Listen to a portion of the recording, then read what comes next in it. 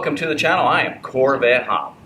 For those of you that are part of the channel, we now have almost 2 million views. That would not be possible without each and every one of you. Today we're going to look at the build of the Corvette Hop Garage workshop from start to finish. With that, let's go ahead and get started, and hey, keep those cars on the road. This is an overhead view of the shop after it was finished, and of course one with the car in it. Now this is a little bit of the video of the garage once it's completed, and I think it turned out absolutely amazing. During this video I'm going to show you some photos and video of the process. That of course didn't happen by accident. It took a lot of time and a lot of hard work. My hope is that you learn something from this video and can apply it to your own workshop or garage. Now I did learn a couple tricks in applying the sheetrock and the flooring, in which I'll show you in this video, so play close attention. During the build of photos and video I'll fast forward it for your convenience. Of course you could pause it and slow it up anytime you like. Every garage or building has a starting point, and this workshop is no exception. I started with a 26 by 50 slab. That is 26 foot wide, 50 foot in length. Now of the 50 foot length, 20 foot of it is going to be outside overhang. That of course is so I can work outside out of the Texas heat. During the build I put the two Corvettes under the overhang just to get a sense of how much room I would have. Plus I was very happy progress was being made. And now I'll go ahead and speed up the video a little bit. Please slow down or pause if needed at any point.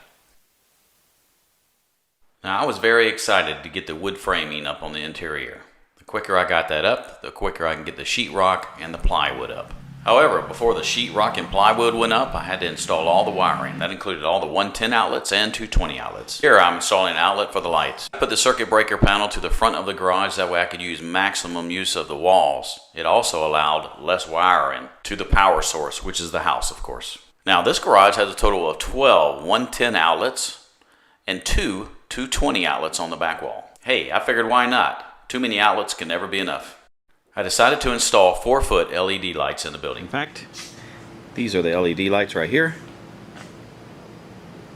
I have an air compressor plugged into one of those 220 outlets. This is a 26 by 30 facility. Now let's go ahead and take a little helicopter view of the workshop. So you can beat a lot of aircraft in the air today. Aircraft approaching on the right.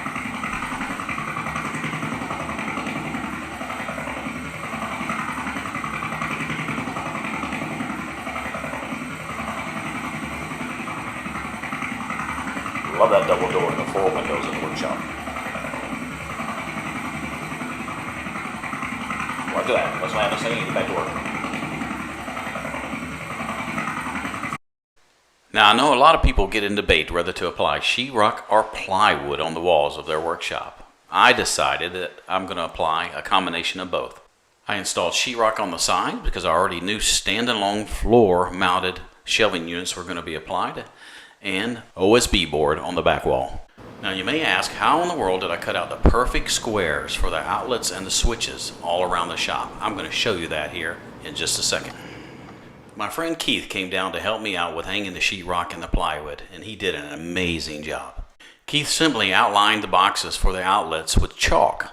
Now Keith made sure he applied a very heavy coat of chalk on the outer perimeters of the outlet box. Now this method is a very cool nugget to take away as something learned. In this case we had 2 outlet boxes that we had to cut out on the OSB board. Once all the outside perimeter is covered with chalk, we can now move on to the next step. Now Keith and I simply take the OSB board that we had cut out, set it up against the wall, and press on it against the 2 outlets that we put chalk on. That will make a chalk outline on the back side of the board and show us exactly where we need to cut out. Next we simply take an unused outlet box and make a perfect outline where we had the chalk marks. The reason we did this is because you can clearly see the permanent marker much better when using the jigsaw. Keith made some perfect lines in this case. Next Keith will go ahead and drill some holes in so we can get the jigsaw in to cut the board.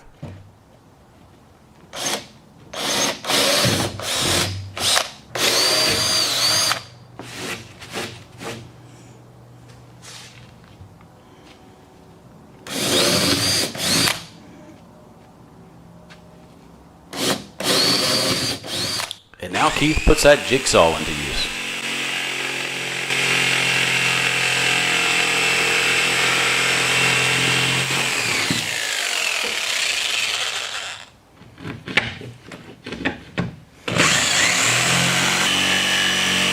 One down and one more to go on this board.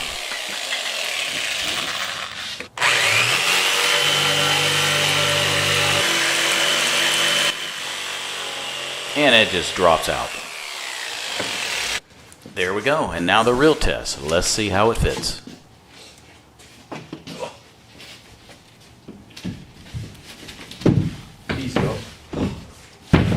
And that, my friends, is a perfect fit. And now we can just screw it into the 2x4 frame. Next, I had to put sheetrock tape and sheetrock mud around these seams so that I can cover them up, and then lots of sanding. Once the sanding was complete, it was time to paint the workshop and install the trim. We decided to paint the workshop a Valspar paint color 4006-1C. Drizzling Mist Gray is the color. Now I decided to do all the paint and trim before I installed the floor matting so that I wouldn't get any paint on the floor matting. This meant that when I installed the bottom wall trim, I had to leave enough room for the floor matting to fit under it. Now this workshop is taking place, I can get to working on the floors. I got the floor matting from GarageFlooringInc.com. I ordered the matting in red, black, and gray colors. Of course, the goal was to give it that race car look. Now the matting took a long time to apply because I wanted to get it exactly right. I decided not to glue it down and let it just freestand on the floor. I will go ahead and fast forward the video, and please pause whenever you feel like you need to look at it. At the end of this, I'll have another good nugget on how to do the trim for the matting against the walls.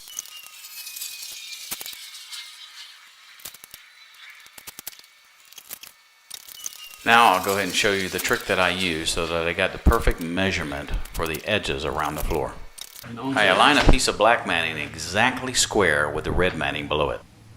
Make sure it's precisely aligned. Again. Next, I get another sheet of matting and place it squarely against the wall, resting on the matting that I just installed on top of the red matting. The edge on the right side of this matting is where I'm going to cut. There we go. Make sure all these line up right here and cut away. Make sure you're extra careful when using a razor blade.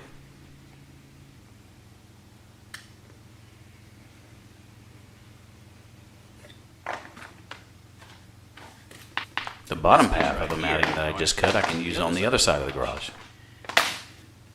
And there we go, a perfect fit. Now on to the next piece.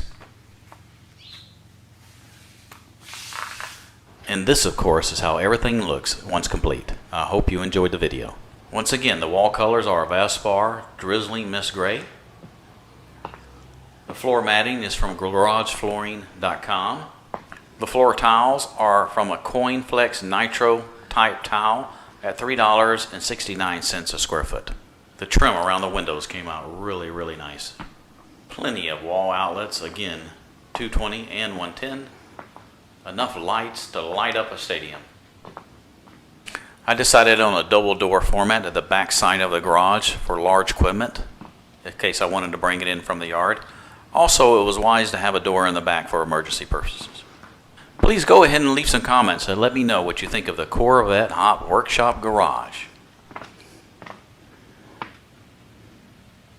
Now I'm just loving this new workshop view. With that, I hope you enjoyed the video and I hope you learned something. If you want to be part of the channel, then please go ahead and subscribe right here. With that, keep those cars on the road.